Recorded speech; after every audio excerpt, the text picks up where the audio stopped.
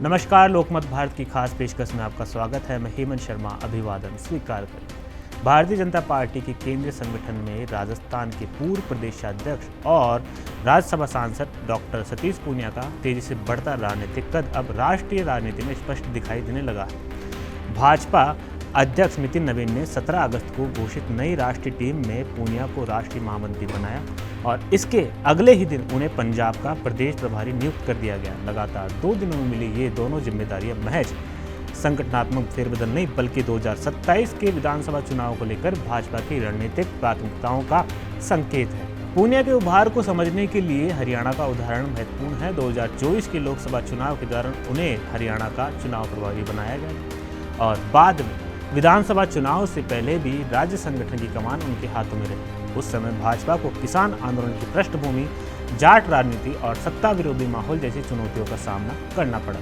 इसके बावजूद पार्टी ने विधानसभा चुनाव में लगातार तीसरी बार सरकार बनाकर राजनीतिक विश्लेषकों को चौंकाया। एक रिपोर्ट के अनुसार पूनिया ने जाट मतदाताओं के एक हिस्से को भाजपा के साथ जोड़ने और विपक्ष के नेतृत्व का जमीन पर मुकाबला करने की रणनीति पर जोर दिया था। यही अनुभव अब पंजाब में भाजपा के लिए उपयोगी हो सकता है।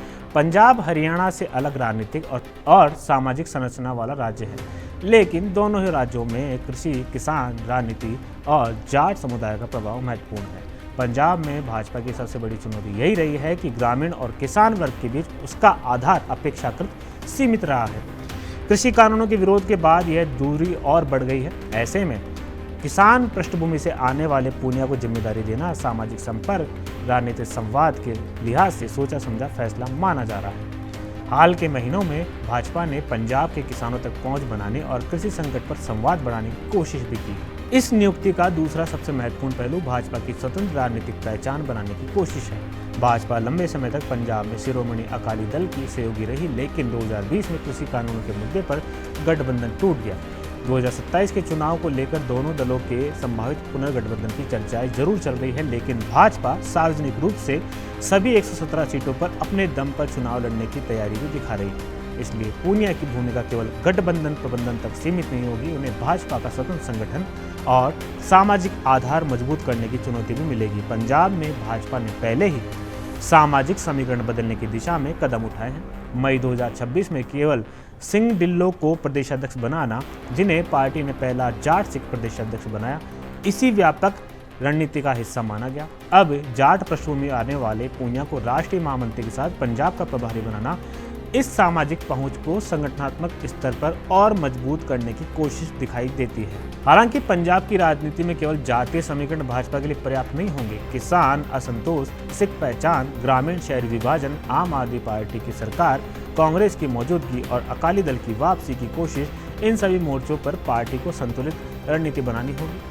पूनिया की असली परीक्षा यही होगी कि भाजपा के पारंपरिक शहरी व्यापारी आधार को बनाए रखते हुए ग्रामीण और किसान वर्ग में पार्टी की स्वीकार्यता कितनी बढ़ा पाते हैं। राजस्थान के दृष्टिकोण से भी यह महत्वपूर्ण नियुक्ति है। पूनिया का राष्ट्रीय महामंत्री बनना और उसके उपरांत पंजाब जैसे चुनावी राज्य का प्रभारी मिलना कि भाजपा नेतृत्व अब राजस्थान के नेताओं को राष्ट्रीय स्तर पर संगठनात्मक और चुनावी भूमिकाओं में अधिक इस्तेमाल कर रहा है। यह पूनिया के लिए व्यक्तिगत राजनीतिक पुनर्स्थापना से आगे बढ़कर राष्ट्रीय भूमिका का विस्तार है।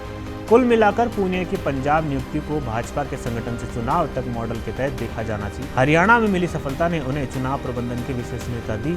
राष्ट्रीय महामंत्री का पद केंद्रीय संगठन में उनकी स्थिति और मजबूत करता है और पंजाब का प्रभार उन्हें 2027 की बड़ी चुनावी परीक्षा के केंद्र में ला खड़ा करता है। यदि वे पंजाब में भाजपा के सामाजिक और ग्रामीण विस्तार की रणनीति को जमीन पर प्रभावी ढंग से लागू कर पाते हैं, तो यह नियुक्ति न केवल पंजाब में भाजपा की स्थिति बदल सकती है, बल्कि राष्ट्रीय राजनीति में सतीश पूनिया की भूमिका को भी एक नए स्तर पर पहुंचा सकती है। ऐसी ताज़ा अपडेट के लिए आप बने रहिए लोकमत भारत के साथ। नमस्कार।